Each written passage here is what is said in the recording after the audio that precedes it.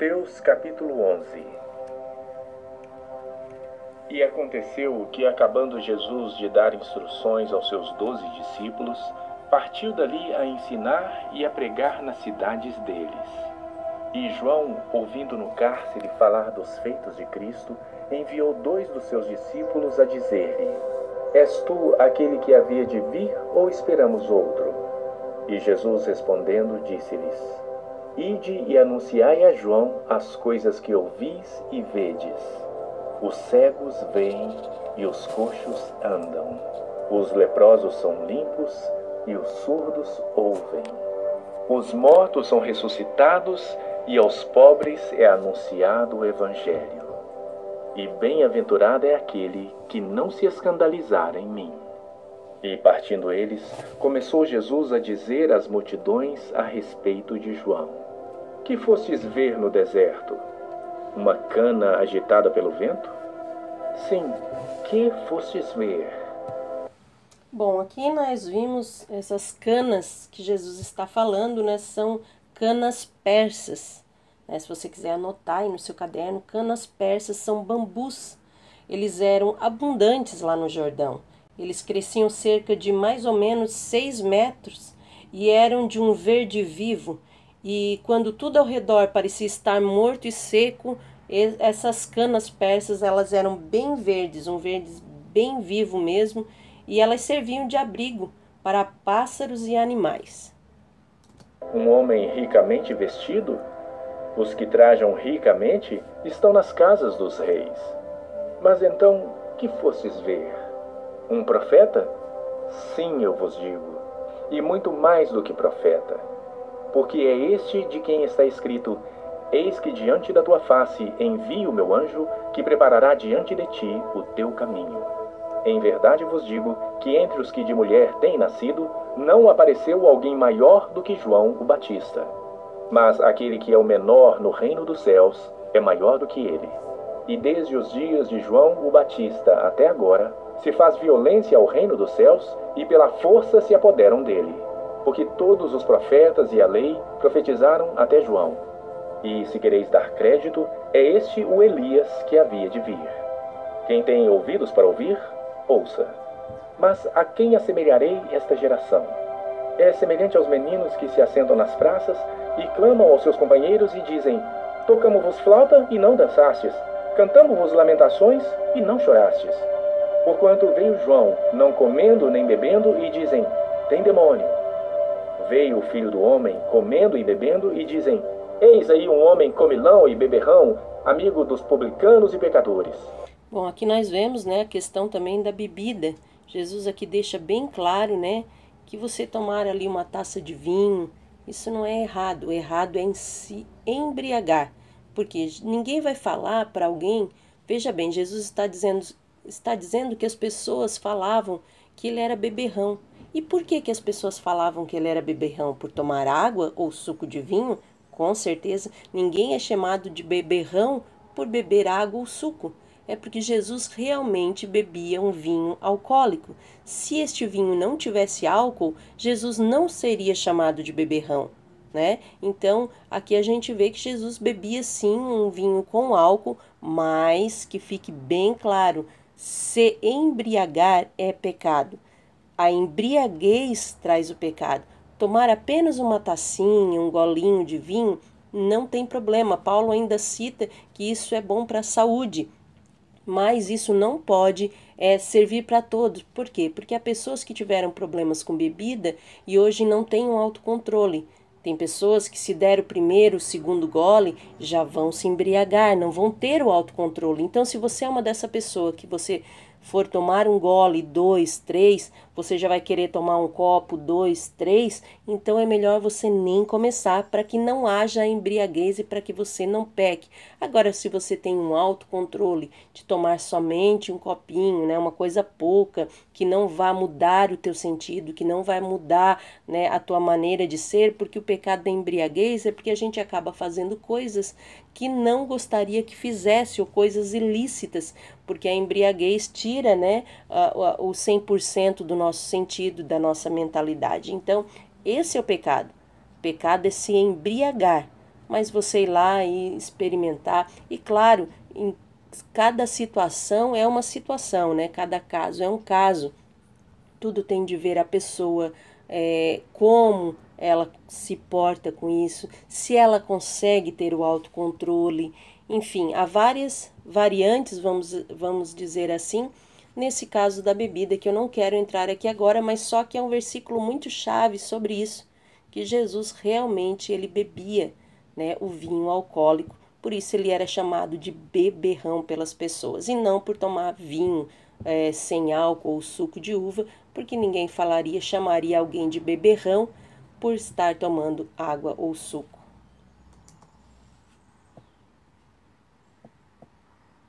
Mas a sabedoria é justificada por seus filhos. Então começou ele a lançar em rosto às cidades onde se operou a maior parte dos seus prodígios o não haverem arrependido, dizendo: Ai de ti, Corazim! Ai de ti, Betsaida! Porque se em Tiro e em Sidom fossem feitos os prodígios que em vós se fizeram, há muito que se teriam arrependido com saco e com cinza. Bom, agora nós vamos ver um vídeo aí sobre essa cidade, né, de Corazim. O que você verá aqui equivale a apenas 20% do que seria Corazim. O resto não foi ainda escavado. A estrutura dos prédios, o achado de moedas e cerâmica levaram os arqueólogos a entender que estas construções são posteriores aos dias de Cristo. Um excelente trabalho de datação das sinagogas, por exemplo, foi feito por especialistas como Raquel Hahili, Sukenik, Abi Yonah e outros, mas o assunto não está fechado e pode ainda ter revisões, como aliás já teve nos últimos anos. E muito desta estratigrafia é baseada no material que não se encontrou no solo, ou seja, muitas vezes a arqueologia se baseia não na época da ocupação, mas do abandono do sítio.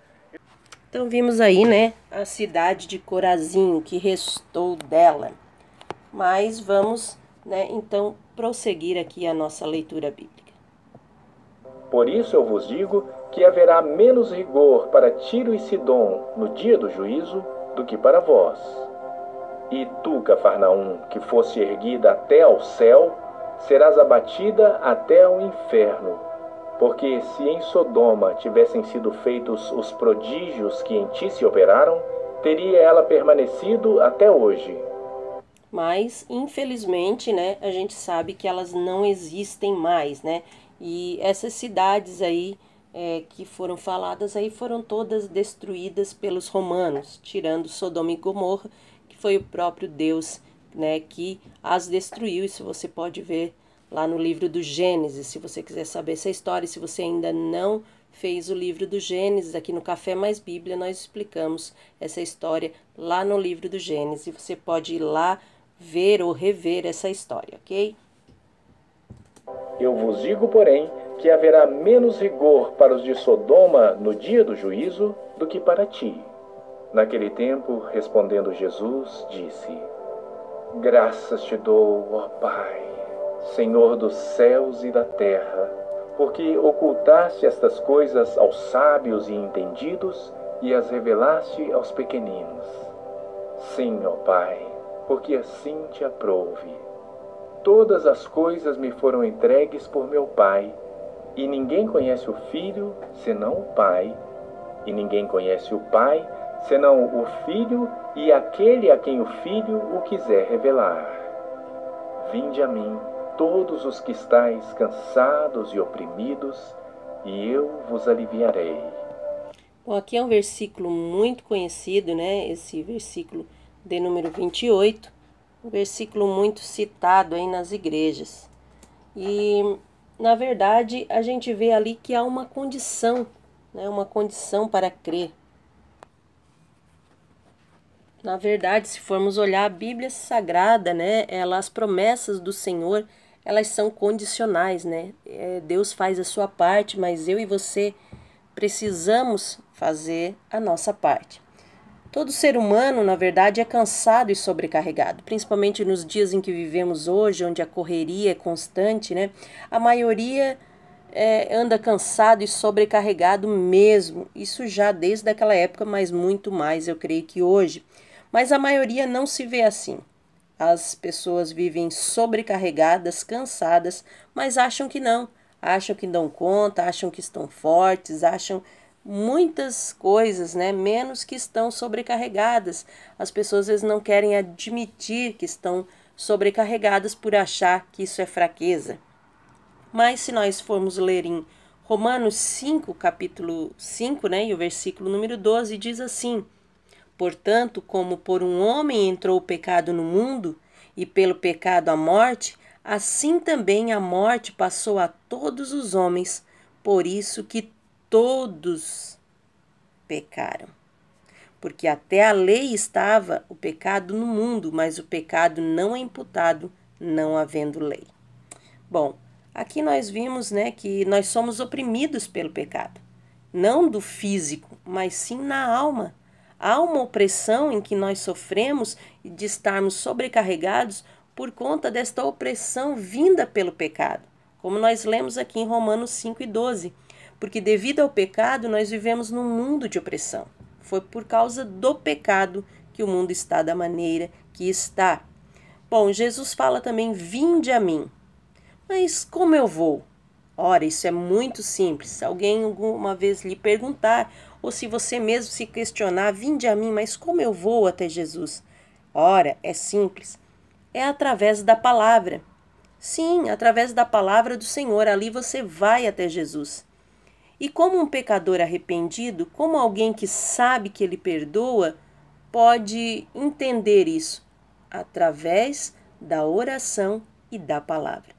Essas duas coisas unidas, irmãos, têm um poder fantástico.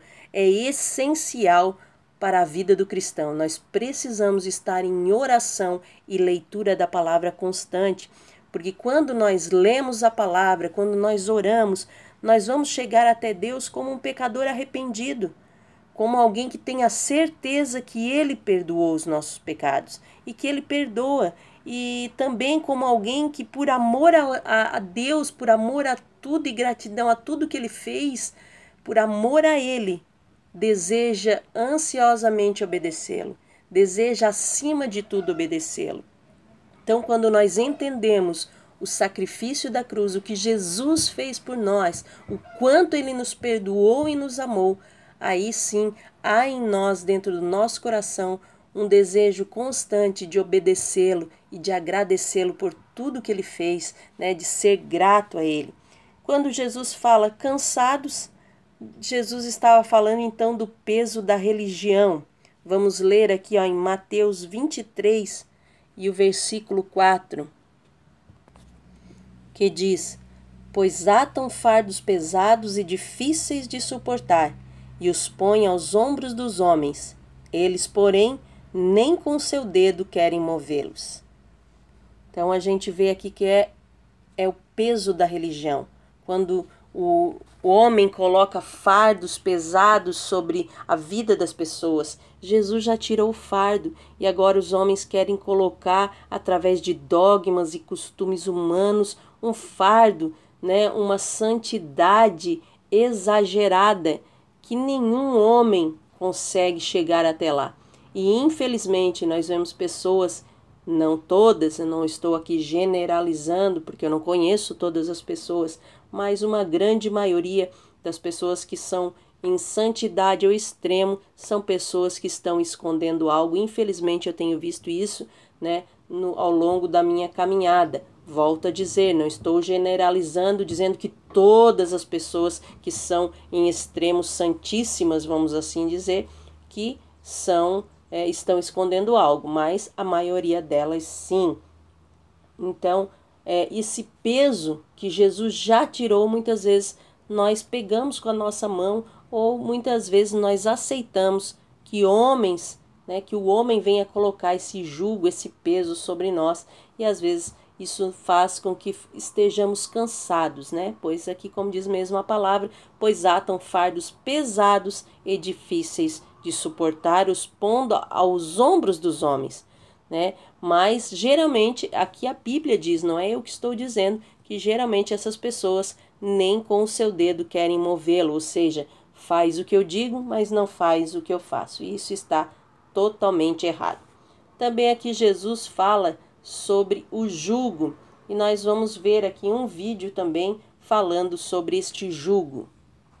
Dentro dessa interpretação, jugo estaria então se referindo a esta peça que os animais utilizavam para puxar uma carroça. Aqui na imagem para você ver, essa peça de madeira que unia dois animais. Era colocado então no pescoço e era assim um peso para o animal. No entanto, nessa primeira interpretação, a ideia seria de que Jesus estaria junto. Um desses bichinhos aqui seria os cansados e sobrecarregados, e o outro seria o próprio Jesus ajudando a carregar os pesos da vida. A ideia então, nessa primeira interpretação, seria que Jesus leva o peso juntamente com aqueles que estão cansados e sobrecarregados. Jesus estaria então chamando cada um que está cansado e sobrecarregado espiritualmente para se aproximar dele, porque junto de Jesus está a força de Deus que ajuda a carregar os pesos da vida. Tomai sobre vós o meu jugo e aprendei de mim, que sou manso e humilde de coração, e encontrareis descanso para as vossas almas. Porque o meu jugo é suave e o meu fardo é leve. Bom, quero encerrar desejando que Deus abençoe a tua casa, a tua vida, o teu ministério, a tua saúde, em nome de Jesus. A cidade foi escavada em 1973. As moedas encontradas na sinagoga eram de dois tipos. Uma datada de 134 a 340 depois de Cristo e outra de 390 já passou, era até a hora que começa a aparecer ele, daí já pode cortar, né? Agora, só porque eu tava rindo que não tinha erro, agora tem erro, essa coisa, essa porcaria. Corta essa parte, Lana.